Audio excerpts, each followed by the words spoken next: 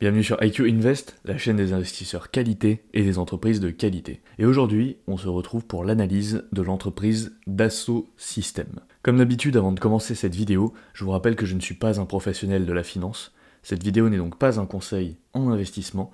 Vous devez tous être responsables de vos investissements et vous devez faire vos propres recherches avant d'acheter ou non une entreprise. Cette analyse va se dérouler en 4 étapes. Première étape, nous allons présenter la société. Ensuite, nous allons faire son analyse quantitative, son analyse fondamentale et l'évaluation du prix de la société. Comme d'habitude, je vous invite à aller voir ma méthode d'analyse que j'ai fait en 3 vidéos, que je vous mettrai en bas dans la description et en haut à droite, pour que vous puissiez comprendre le fonctionnement de ma méthode d'analyse et le processus que j'utilise pour analyser une action. Première étape donc, la société Dassault Systèmes. C'est une société cotée principalement à la bourse de Paris qui a pour ticker DSY. Elle a une capitalisation de 57 milliards d'euros, elle est française, elle est donc éligible au PEA, elle verse un dividende de 0,47% et elle est dans le secteur technologique. La création de la société remonte à 1981 lorsqu'une équipe d'ingénieurs de Dassault Aviation crée la société Dassault Systèmes. Il lance le logiciel CATIA, qui est un logiciel de CAO, donc de conception assistée par ordinateur 3D, pour l'industrie de l'aéronautique et automobile. La société se développe rapidement et en 1996, elle est introduite en bourse, notamment au Nasdaq et à la bourse de Paris. En 1997, elle rachète le logiciel SolidWorks, qui est également un logiciel de CAO centré sur la production de produits industriels. En 1998, Dassault Systèmes rachète le logiciel d'IBM Enovia. En 2000, Dassault Systèmes crée la solution Delmia. En 2005, Simulia. En 2007, 3Devia. En 2010, elle achète la solution PLM d'IBM et crée Exalid. En 2012, elle lance 3D Experience et crée Geovia. En 2014, elle acquiert Accelris et crée Biovia. Donc elle s'ouvre sur le secteur médical et scientifique. En 2007, elle lance un partenariat avec Boeing pour le déploiement de 3D Experience. En 2019, elle achète Medidata et Dassault Systèmes continue sa progression dans le secteur de la santé. En 2021, elle déploie 3D Experience chez Renault. Et en 2022, elle déploie 3D Experience chez Shiseido, Hyundai, Samsung, Sanofi. Et elle crée également des partenariats, notamment avec l'école normale, pour entraîner les élèves de l'école sur ces solutions. Si on fait un rapide topo des ventes par secteur de Dassault Systèmes, on voit qu'on a l'innovation industrielle qui représente 48%, l'innovation pour les PME 22%, les sciences de la vie 19,9% et les services fournis 9,7%. Au niveau des ventes par région, on voit qu'on a une forte exposition aux États-Unis avec 55,5% des ventes aux États-Unis, ensuite 13% en France, 11% en Asie, 7,5% au Japon, 7,3% en Europe, 3,9% en Allemagne et 0,8% dans le reste de l'Amérique. Donc on voit qu'on a une répartition des ventes qui est très diversifiée dans le monde entier, cependant quand même avec une forte exposition aux États-Unis. Pour bien comprendre la société Dassault Systèmes, il faut comprendre quels sont les logiciels qu'elle commercialise. En premier, on retrouve CATIA et SolidWorks, qui sont tous les deux des logiciels de CAO, donc de conception assistée par ordinateur. Ce sont des logiciels qui permettent de créer en 3D, des prototypes industriels, des pièces par exemple industrielles, etc.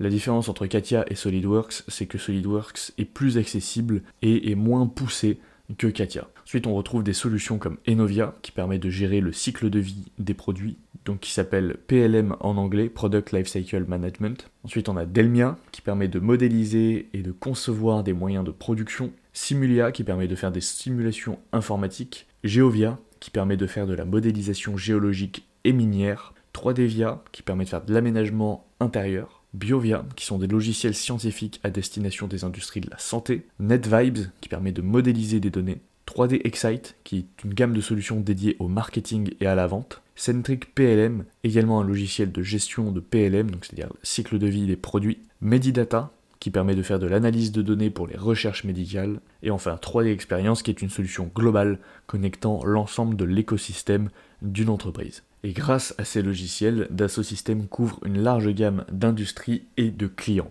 parmi lesquels on retrouve dans le secteur de l'aéronautique et de la défense Dassault Aviation, Safran, Airbus, Boeing, en finance et logistique EOVI, Lalux, en construction Bouygues, Pive-Taubois. Dans la distribution, on retrouve l'Occitane en Provence, Monoprix, Altaïr, WD-40, Shiseido. Dans les énergies et les matériaux Tribotech, ITER, dans les hautes technologies, Samsung, Sonatel, Maison et Mode, on va retrouver Guy Degraine, Eterna, Gauthier, dans les équipements industriels Dixie Polytool, Class Tractor, KS Tools. Dans les sciences de la vie, on retrouve des hôpitaux comme l'hôpital Saint-Louis. Dans le secteur marine et offshore, on va retrouver Merconcept, Naval Group. Et enfin, dans le transport et la mobilité, on va retrouver des marques comme Hyundai, Tesla, Renault. Ce n'est pas ici une liste exhaustive, il ne s'agit que d'exemples de clients. Donc évidemment, la liste de clients réels de Dassault Systèmes est beaucoup plus grande. Si on fait un rapide topo sur le management également, on retrouve au poste de PDG Bernard Charles, qui est PDG depuis 2023, mais qui a rejoint Dassault Systèmes en 1995. Ensuite, on retrouve Pascal Dalloz, qui est directeur général depuis 2023 et qui a rejoint la société en 2020. Et on retrouve également Charles Edelsten, qui est PDG de Gemid, qui est donc la holding familiale de la famille Dassault depuis 2018 et qui succède donc à Marcel Dassault à sa mort, à la tête de la holding familiale. Et justement, si on fait un rapide topo sur l'actionnariat de l'entreprise, on retrouve des lignes très intéressantes.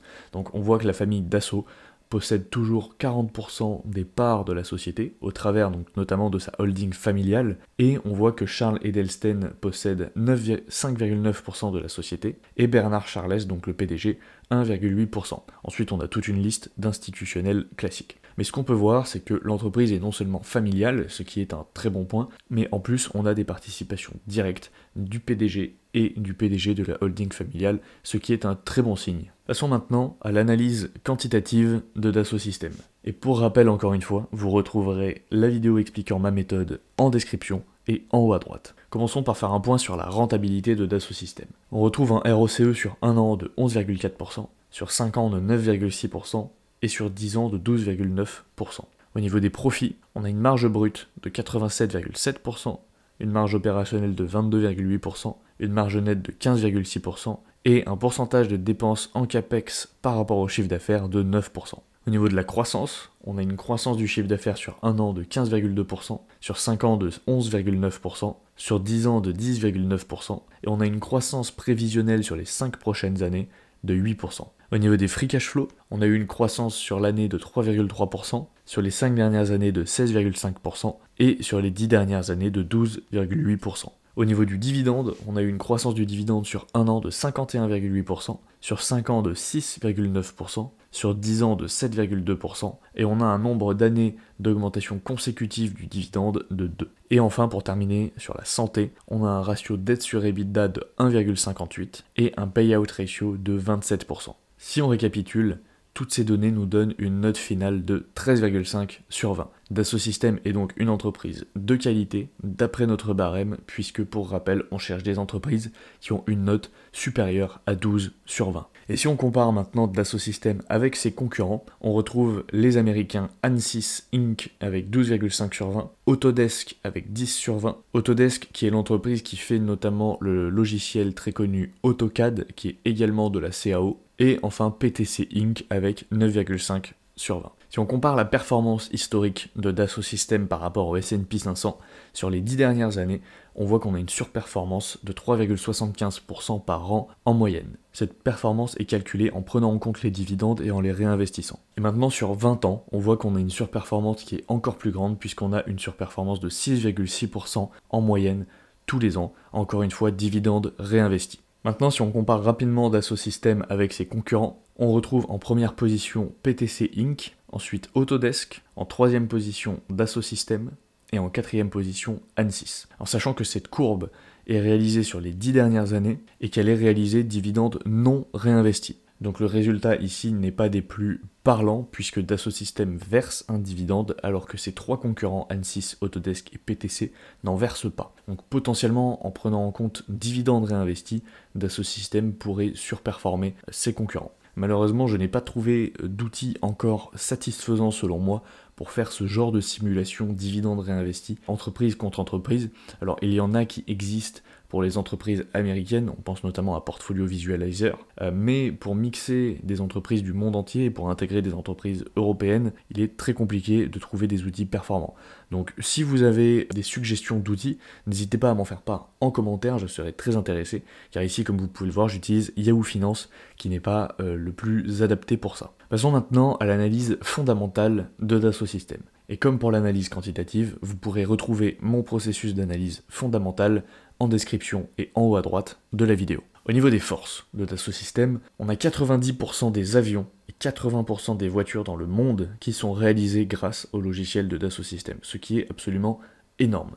Dassault Systèmes est un véritable leader sur la CAO, la conception assistée par ordinateur, et est un leader dans l'industrie et a des logiciels qui sont vraiment la référence de l'industrie. Ensuite, la plateforme 3D Experience permet à Dassault Systèmes d'améliorer ses marges et d'augmenter le coût de transition de ses clients, car une fois que cette solution est installée, il est très compliqué ensuite de changer de technologie et de passer chez un concurrent. Dassault possède également des logiciels gagnant des parts de marché dans le domaine du médical, comme on l'a vu avec Biovia et Medidata par exemple. Elle fait également des partenariats avec des grandes écoles pour familiariser les futurs ingénieurs avec les logiciels de Dassault, notamment SolidWorks et CATIA. Donc ça c'est un point qui est très important puisque forcément plus on familiarise tôt des ingénieurs avec une suite de logiciels, plus ils vont avoir tendance à vouloir l'utiliser dans leur vie professionnelle et à pousser cette suite de logiciels auprès de leurs employeurs. Ensuite, on a 81% des revenus de Dassault Systèmes qui sont des revenus récurrents, puisque Dassault Systèmes a switché et continue de switcher petit à petit sur un modèle SaaS, donc par abonnement pour ces logiciels, plutôt que de la vente en one-shot. Le taux de churn de Dassault est très faible et ces logiciels sont très sticky, car ils sont stratégiques et disposent d'une grande courbe d'apprentissage. Donc la barrière à l'entrée pour maîtriser les logiciels, notamment des logiciels comme CATIA, est très élevée. Donc une fois qu'on a fait l'effort d'apprendre ce logiciel, on n'a plus envie de passer à un autre. Et pour ceux qui ne connaîtraient pas ce terme, le taux de churn est tout simplement le pourcentage d'abonnements non renouvelés sur un logiciel par année. Ce sont des logiciels qui sont également utilisés dans l'industrie de l'automobile électrique et qui sont utilisés notamment par Tesla par exemple. Et Dassault Systèmes est en train également de développer ses solutions pour intégrer l'intelligence artificielle à ces logiciels. Passons maintenant aux risques. Et pour moi ici, il n'y a pas énormément de risques sur Dassault Systèmes, mais comme toute entreprise de logiciels, le risque majeur selon moi est la disruption et l'arrivée de nouveaux entrants plus agiles, comme des startups par exemple. On a également un risque de diminution de la production d'avions ou de voitures, donc de la production même industrielle plus généralement, qui pourrait impacter les ventes de Dassault Systèmes, puisque son business est extrêmement corrélé à l'industrie et à la production industrielle. Et enfin, les produits réalisés avec les logiciels de Dassault Systèmes sont très critiques, et un dysfonctionnement sur un avion, par exemple, pourrait grandement impacter la réputation de Dassault Systèmes. Si un avion construit à l'aide de CATIA, par exemple, se retrouvait à avoir des défaillances techniques dues à des problèmes de calcul, par exemple, au sein du logiciel, ça pourrait être grandement dévastateur pour la réputation de Dassault Systèmes. Maintenant, passons à notre checklist fondamentale et commençons par les produits. Est-ce que les produits de Dassault Systèmes sont essentiels? Oui, les produits sont indispensables à de nombreuses industries et beaucoup d'industries ne peuvent pas et ne peuvent plus fonctionner sans logiciel et notamment sans logiciel de CAO. Et étant donné que ceux de Dassault Systèmes sont les plus poussés, ils sont essentiels à l'industrie. Les produits sont achetés régulièrement, car comme on l'a vu, 81% des revenus de Dassault Systèmes sont des revenus récurrents. Les produits sont vendus à bas prix, car même si les coûts de ces solutions peuvent nous paraître relativement élevés à nous particuliers, on peut compter par exemple, de ce que j'ai vu, à peu près 6 000 € pour la solution CATIA, mais ce sont des coûts qui sont relativement faibles pour une entreprise et relativement faibles au vu de la valeur ajoutée qu'apportent ces logiciels. Les produits sont également achetés par une large base de clients puisque les logiciels couvrent une large gamme de secteurs et de clients diversifiés. Les produits résistent au changement puisque le taux de churn est très faible et les logiciels sont très sticky et donc les logiciels sont très durs à remplacer au sein d'une entreprise. Maintenant, au niveau du positionnement, au niveau de l'appréciation par ses clients, pour ma part, j'ai mis neutre, car même si ces solutions sont très appréciées, c'est une entreprise qui est quand même attachée à l'industrie de la défense, notamment au travers de Dassault Aviation, ce qui peut être un point négatif pour la perception par le grand public. Idem sur l'unicité de l'entreprise, pour ma part j'ai mis neutre, car même s'il existe des concurrents sur la CAO, les logiciels de Dassault Systèmes sont les plus avancés dans le domaine industriel. Mais au niveau des concurrents, on pense par exemple à Autodesk, avec sa solution AutoCAD, qui fournit des prestations similaires, même s'ils ne sont pas tout à fait sur le même secteur, puisque AutoCAD sera plus spécialisé dans la construction et dans l'architecture, alors que Dassault Systèmes est plus spécialisé dans l'industrie. Est-ce que l'entreprise est leader sur son marché? Oui, Dassault Systèmes est le leader sur le marché des logiciels de CAO, et devance Autodesk, qui est deuxième sur le marché. L'entreprise résiste également à la concurrence puisque les logiciels de Dassault Systèmes sont très poussés et nécessitent une courbe d'apprentissage élevée, et elle dispose d'un fort pricing power car même s'il existe des concurrents, la valeur apportée par les logiciels peut se payer très cher. Au niveau du management, on a une entreprise qui est neutre au niveau de sa facilité à la diriger, car même si le modèle SaaS et les revenus récurrents sont un modèle scalable et prédictible, une innovation technologique constante est nécessaire pour continuer à pousser ces logiciels, à les améliorer et à ne pas se faire disrupter. L'entreprise également est neutre au niveau de son allocation du capital puisque Morningstar lui attribue une note de standard. L'entreprise est focus sur la qualité de ses produits puisque l'innovation et la qualité de ses logiciels est le focus de Dassault Systèmes. Le management de l'entreprise est compétent puisque le management dirige l'entreprise avec brio depuis plus de 40 ans et beaucoup de membres du management sont seniors. Et le management est également skin in the game puisque la famille Dassault possède toujours 40% de l'entreprise et les dirigeants, comme on l'a vu, détiennent directement des parts dans la société et sont seniors dans l'entreprise. Et la plupart du board d'ailleurs est senior au sein de l'entreprise. Et enfin pour terminer, on a une entreprise qui a une grande douve puisque Morningstar lui attribue une note de grande douve stable. L'entreprise opère dans un secteur qui est cyclique par contre puisque le secteur de la tech est considéré comme cyclique et en plus Dassault Systèmes dépend également de la production industrielle. L'entreprise a un fort potentiel de croissance, puisque Dassault Systèmes a un potentiel de croissance dans son marché historique, mais également sur de nouveaux marchés, comme on l'a vu par exemple avec le domaine du médical. L'entreprise évolue dans un marché en croissance, puisque le marché de la CAO a encore un fort potentiel de croissance devant lui, puisqu'il fait en moyenne 10 à 11% de croissance par an. Et l'entreprise est orientée vers ses actionnaires puisqu'elle effectue des rachats d'actions réguliers et augmente son dividende tous les ans. Si on récapitule, sur cette checklist, on obtient une note fondamentale de 17 sur 20, ce qui est très bon, puisque ici aussi on cherche à avoir des entreprises qui ont une note supérieure à 12 sur 20. Maintenant essayons de réfléchir à des scénarios catastrophes pour Dassault Systèmes. Et personnellement j'en ai trouvé 3. Le premier, comme on l'a vu, serait un problème de conception. Donc un produit comme un avion, par exemple, serait fabriqué grâce à un logiciel comme CATIA et présenterait une défaillance et produirait un crash qui engendrerait des morts, par exemple. C'est un scénario qui est probable et qui pourrait grandement impacter la réputation de Dassault Systèmes, mais c'est un scénario qui jusqu'à présent n'est jamais arrivé, et on peut facilement imaginer que toutes les équipes de Dassault Systèmes sont mobilisées et effectuent des contrôles qualité énormes pour pas que cela se produise. Ensuite, on a le cas d'une disruption technologique, donc une startup super innovante et agile qui concurrence un ou plusieurs logiciels de Dassault Systèmes.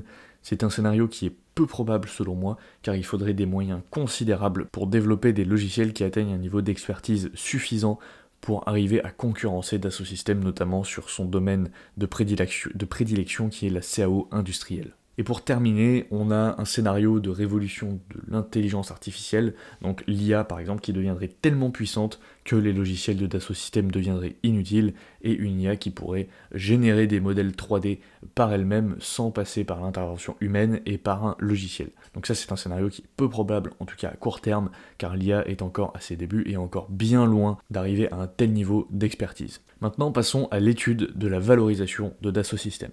Et comme pour les deux étapes précédentes, vous retrouverez ma méthode de valorisation en description et en haut à droite de la vidéo. Premier point, nous allons calculer la Fair Value Estimate de Dassault Systèmes, donc son prix juste. Et pour ça, on va faire la moyenne de 5 prix. Le premier est un prix obtenu grâce à une méthode de Discounted Cash Flow. Et ici, on a 33,73 €. Ensuite, le prix juste de Morningstar, qui nous donne 37 €. Le prix juste de Guru Focus, 44,72 €. Le prix de Refinitiv, 42,80 €. Et enfin, le prix de TipRanks, 43,81 €. Si on fait la moyenne de ces 5 prix et qu'on applique une marge de sécurité de 10%, on obtient donc une Fair Value Estimate de 36,37 € pour Dassault Systèmes. Et si on compare au prix actuel, on voit qu'on a une différence de 21,8%, ce qui veut dire que actuellement l'entreprise est 21,8% plus chère que sa Fair Value Estimate. Et on voit sur le graphique de droite que l'entreprise s'échange actuellement aux alentours des 44 €. Maintenant, comparons les PE de l'entreprise. On retrouve un PE global de l'industrie de 27,1, un PE historique, donc la médiane des 10 dernières années pour Dassault Systèmes qui est de 51,34. Donc on voit que historiquement, l'entreprise est très chère, puisqu'elle s'échange quasiment à 2 fois le PE de son industrie sur les 10 dernières années. Et on a un PE actuel de l'action de 56,35.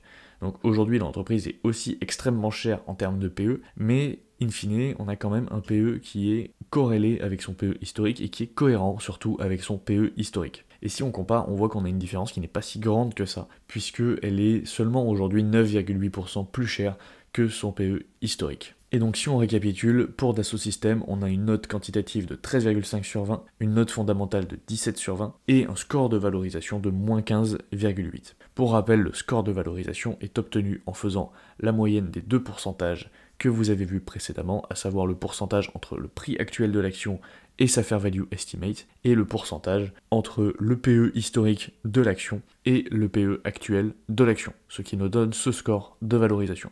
Et maintenant, si on additionne ces trois scores, on obtient un score final de 15, ce qui est un score moyen. Donc globalement, que veut dire ce score? Ça veut dire que l'entreprise est à peu près 10% plus chère que ce qu'on devrait l'acheter. Donc elle reste intéressante à acheter aujourd'hui au vu de sa qualité, mais elle est quand même légèrement chère. Et enfin maintenant, si on conclut sur Dassault Systèmes, c'est pour moi une entreprise de qualité, qui a d'excellents fondamentaux et qui possède un grand moat, donc un grand avantage compétitif. Je ne vois aucun risque majeur pour l'entreprise sur les 10 prochaines années, puisqu'elle est très bien protégée, elle a un taux de churn très faible, elle a une barrière à l'entrée très élevée sur ses logiciels, elle a un niveau d'expertise qui est très élevé, elle est diversifiée sur plein de secteurs avec plein de clients différents. Elle a également des abonnements récurrents avec des contrats long terme qui sont mis en place avec ses clients. Donc réellement, c'est une entreprise qui est très bien protégée et qui a toutes les cartes en main pour continuer à croître sur les 10 prochaines années. Par contre, c'est une entreprise qui est chère. Comme on l'a vu, elle a toujours été chère. Elle a un PE historique de plus de 50 et aujourd'hui, elle a un PE de 56, ce qui est très cher. Mais même si c'est un chiffre qui est cohérent par rapport à son PE historique, elle reste quand même un peu chère également aujourd'hui, mais comme toutes les entreprises technologiques qui ont beaucoup augmenté sur ces 3 derniers mois. Donc personnellement, c'est une entreprise que j'achète petit à petit, je prends des petites positions dessus depuis 2 mois, et je l'achète bien évidemment au sein de mon PEA. Cette analyse est terminée, merci à tous de m'avoir écouté jusqu'à la fin. Comme d'habitude, n'oubliez pas de laisser un pouce bleu en dessous de la vidéo, de laisser un commentaire, n'hésitez pas également à me faire part des analyses que vous aimeriez voir sur la chaîne, et n'oubliez pas d'aller me suivre également sur Instagram, @iq-invest.fr. Et moi je vous dis à la prochaine pour une nouvelle vidéo, ciao.